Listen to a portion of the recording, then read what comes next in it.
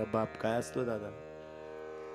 बाप स्वाभिमानी बाळा, त्याचा कणखर कणा, त्याच्या काळजात सुद्धा लाजाळूची संवेदना,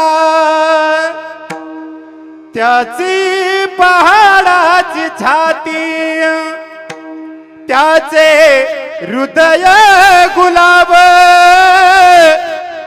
त्याच्या खांबाच्या थेंबाला हिऱ्या मोत्याचा रुबाब. बाप घराचा तो पाया, आई कडस त्यावर, तेव्हा खचतो न